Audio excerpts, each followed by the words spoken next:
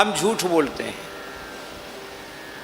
नाचें गावें चित्र बनावें, करें काव्य चटकीली, सांच बिना हरि हाथ न आवें, सब रहनी है ढीली, वेशधारी हरि के उरसाले।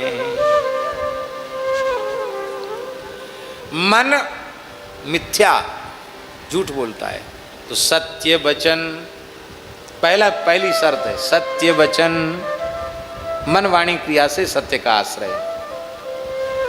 दूसरा साधन है आधीनता, कभी स्वतंत्र न समझना, भगवत भागवत पारतंत्र में ही जीना। तीसरा साधन है परतीय मातु समान, गृहस्थ पुरुष के लिए परस्त्री के प्रति मातृबुद्धि, और विरक्त साधु के लिए नारी मात्र के प्रति मातृबुद्धि। गृहस्थ व्यक्ति यदि भगवत प्राप्ति करना चाहता है तो उसे परधन और परस्त्री के आकर्षण को भयंकर विष से भी विष मानकर त्याग देना चाहिए। और यदि इस मार्ग में चलने वाला विरक्त साधु यदि इसी शरीर से इसी जन्म में भगवत प्राप्ति चाहता है तो धन मात्र के आकर्षण से और स्त्री मात्र के आकर्षण से अपनी चित्त की वृत्ति को हटा ले। ऐसा समझे ये भयंकर विष है, विष से भी भयंकर विष है। इनसे वृत्ति नहीं हटी तो कुछ नहीं। संत श्री मलुकदास जी महाराज कहते हैं, महाराज इतना प्यारा दोहा है, साधुओं के लिए तो अमृत संजीवनी के जैसा है। श्री मलुकदास जी महाराज कहते हैं,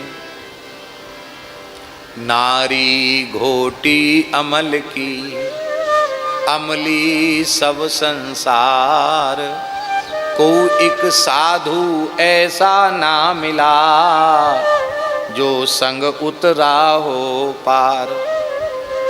हमें कोई फकीर ऐसा नहीं मिला कि कुसंग करके पार उतर गया हो।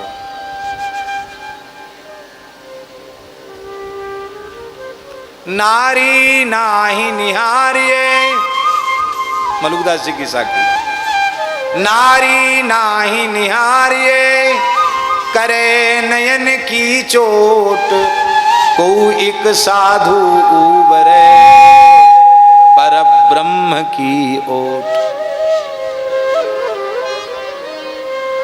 विरक्त साधु के लिए, नाम मात्र के लिए भी विरक्त वेश ले लिया है, झूठे को भी ले लिया है, तो स्त्री और धन को जहर से भी भयंकर जहर मानकर अपना मन वहां से हटा लो,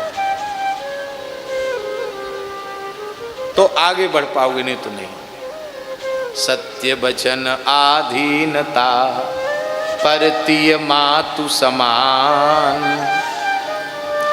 इतने पे हरि ना मिले, तो तुलसीदास जमान।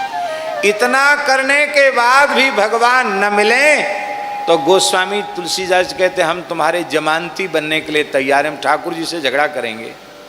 इतना होने पर भी तुम इसे क्यों नहीं मिले, आपको मिलना पड़ेगा।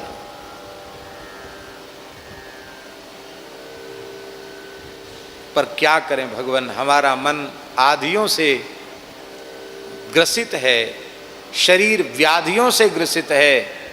मन आदियों से ग्रसित है तो मन कैसे आपका चिंतन करे। शरीर व्याधियों से ग्रसित है तो कैसे तो हम साधन करें, कैसे सेवा आदि करें।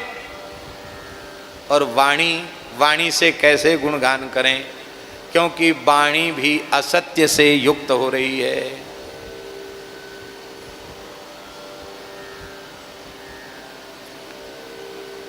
पूज्य धर्म संघ वाले गुरुजी ने एक श्लोक कहा था, कहाँ का है ये मैंने उनसे पूछा भी नहीं, और पर उनके मुखारविंद से सुना हुआ है।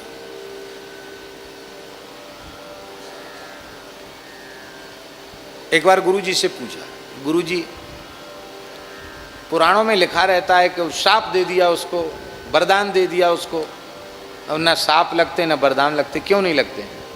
तो गुरुजी बड़े हंसे।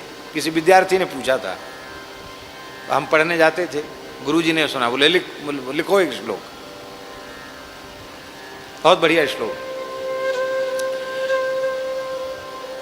जिह्वा दग्धा परान्नेन, अरे आशीर्वाद दोगे या साप दोगे तो मुंह से बोल के दोगे ना, तो परान्न भक्षण से, झूठ बोलने से तो जिह्वा जल गई। और करऊ दग्धऊ प्रतिग्रहात, दान लेते लेते हाथ जल गए। और मनोदग्धम परस्त्री भी, परस्त्री पर कुदृष्टि करने से मन जल गया तो कथम शापः भवेत कलऊ, फिर कलयुग में कैसे साप लगे, कैसे वरदान लगे। जिनके मन वाणी और ये जो पवित्र आत्मा है, उनका आज भी वे जो कह देते हैं सो हो जाता है।